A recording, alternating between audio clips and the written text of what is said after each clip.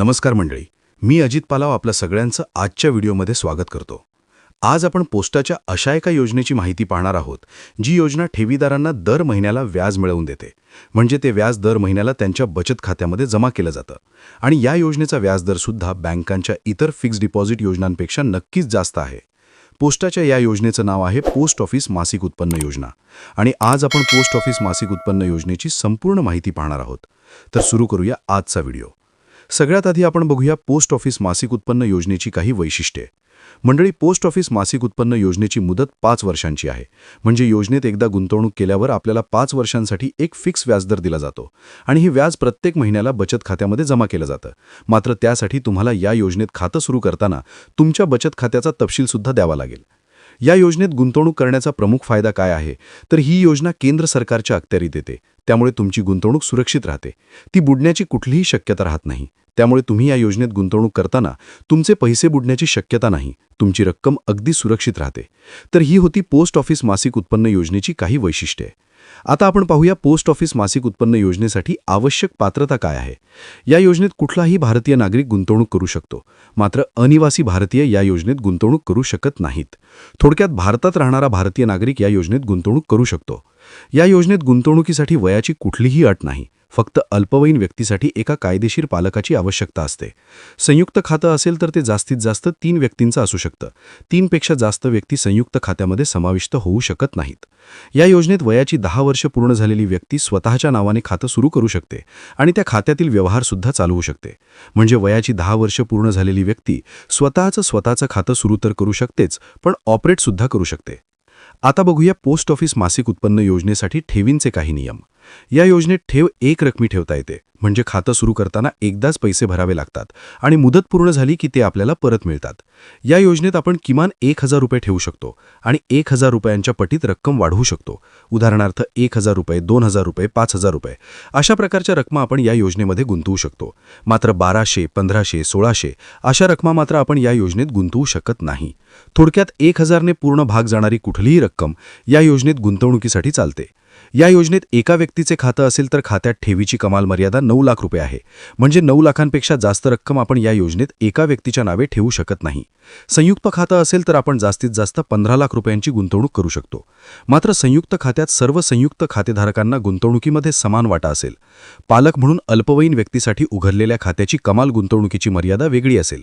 म्हणजे अल्पवयीन व्यक्तीच्या खात्यासाठी 9 लाख रुपये आणि पालकांचं स्वतंत्र खातं असल्यास अजून 9 लाख रुपये किंवा संयुक्त खातं असेल तर 15 लाख रुपयांची मर्यादा असेल. आता बघूया पोस्ट ऑफिस मासिक उत्पन्न योजनेत खातं मुदत पूर्ण होण्याआधी बंद करण्यामुळे काय होईल.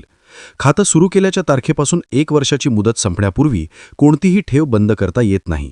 खातं सुरू केल्याच्या तारखेपासून 1 वर्षानंतर आणि 3 वर्ष पूर्ण होण्याआधी खातं बंद केलं असल्यास मूळ रकमेतून 2% रक्कम वजा केली जाईल आणि उर्वरित रक्कम खातेदाराला परत दिली जाईल. उदाहरणार्थ तुमची या योजनेत 1 लाख रुपयांची ठेव असेल आणि जर तुम्ही खातं सुरू केल्याच्या तारखेपासून 1 वर्षानंतर किंवा 3 वर्ष पूर्ण होण्याआधी खातं बंद केलं तर ठेवीच्या रकमेच्या 2% म्हणजे 1 लाख रुपयांच्या 2% बरोबर 2000 रुपये वजा करून 98,000 रुपये खातेदाराला परत केले जातील. खातं उघडण्याच्या 3 वर्षानंतर आणि 5 वर्ष पूर्ण होण्याआधी खातं बंद केल्यास मूळ रकमेतून 1% रक्कम वजा केली जाईल आणि उर्वरित रक्कम खातेदाराला परत दिली जाईल. उदाहरणार्थ तुमची या योजनेत 1 लाख रुपयांची ठेव असेल आणि जर तुम्ही खातं सुरू केल्याच्या तारखेपासून 3 वर्षानंतर आणि 5 वर्ष पूर्ण होण्याआधी खातं बंद केलं तर ठेवीच्या रकमेच्या 1% म्हणजे 1 लाख रुपयांच्या 1% बरोबर 1000 रुपये वजा करून 99,000 रुपये खातेदाराला परत केले जातील. मात्र खातं मुदतीपूर्वी बंद करण्यासाठी पोस्ट ऑफिसच्या शाखेत पासबुकासह अर्ज करून खातं बंद करता येतं. थोडक्यात मुदतीपूर्वी खातं बंद करण्यासाठी तुम्हाला पोस्ट ऑफिसच्या शाखेत एक अर्ज द्यावा लागेल आणि सोबत पासबुकसुद्धा जोडावं लागेल. आता बघूया पोस्ट ऑफिस मासिक उत्पन्न योजनेत मुदतपूर्व झाल्यावर काय करावं लागेल. या योजनेची मुदत 5 वर्षांची आहे. त्यामुळे खातं सुरू केल्याच्या तारखेपासून 5 वर्षानंतर खात्याची मुदत संपते. त्यानंतर खातं बंद करता येतं. खातं बंद करण्यासाठी संबंधित पोस्ट ऑफिसच्या शाखेत पासबुकासह अर्ज करून खातं बंद केलं जाऊ शकतं आणि त्यानंतर खातेदाराला ठेवींचे पैसे परत दिले जातात. आता बघूया डेथ क्लेम संबंधी माहिती. मंडळी, डेथ क्लेम म्हणजे योजनेची मुदत पूर्ण होण्याआधी जर दुर्दैवाने खातेधारकाचा मृत्यू झाला तर त्यासंबंधी नॉमिनीकडून खात्यातील रकमेसाठी मागणी केली जाते. त्याला डेथ क्लेम असं म्हणतात. या बाबतीत जर योजनेची मुदत पूर्ण होण्याआधी दुर्दैवाने खातेधारकाचा मृत्यू झाला तर संबंधित खातं बंद केलं जाईल आणि खात्यातील रक्कम नॉमिनीला परत दिली जाईल. मात्र त्यासाठी संबंधित नॉमिनीला आवश्यक कागदपत्र डेथ क्लेमच्या अर्जासहित संबंधित पोस्ट ऑफिसच्या शाखेत सादर करावी लागतील.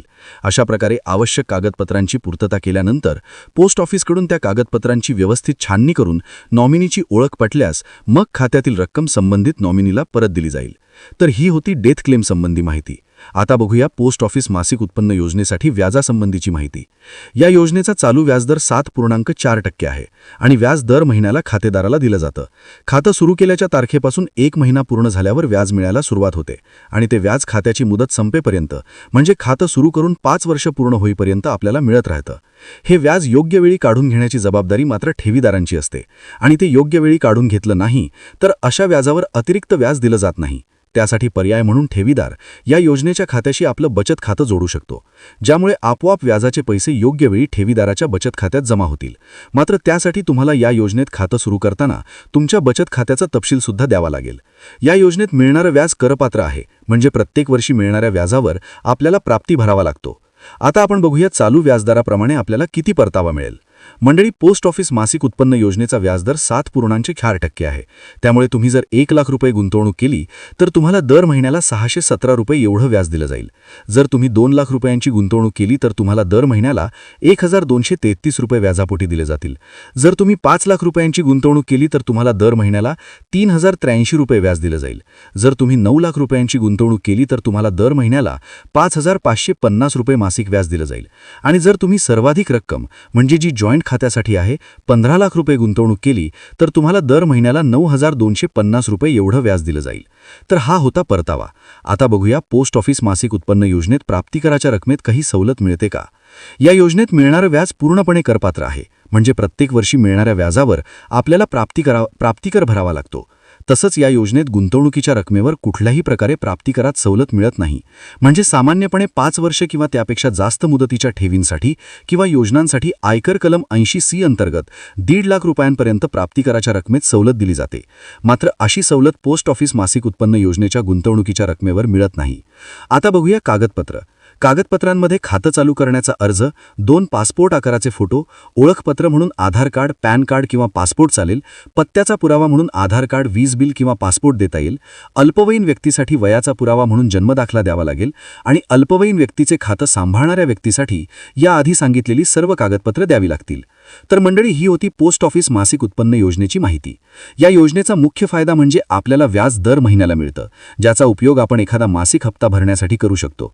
मग तो गाडीसाठी, घरासाठी घेतलेला कर्जाचा हप्ता असेल, लाईफ इन्शुरन्सचा हप्ता असेल किंवा इतर कुठला हप्ता असेल, आपण तो नियमितपणे भरू शकतो किंवा दरमहा मिळणारं व्याज आपण पुन्हा आवर्ती ठेवींमध्ये गुंतवू शकतो आणि त्यातून अजून कमाई करू शकतो. त्यामुळे तुम्ही या योजनेचा फायदा नक्की घ्या. तसेच तुम्हाला या योजनेच्या संदर्भात काही शंका असतील तर आम्हाला कमेंट्स बॉक्समध्ये नक्की विचारा. व्हिडिओ आवडला तर लाईक आणि शेअर करा. त्याचबरोबर चॅनल सबस्क्राईब करून बेल आयकॉन हिट करा आणि ऑल नोटिफिकेशन हा पर्याय निवडा. धन्यवाद. जय हिंद, जय महाराष्ट्र.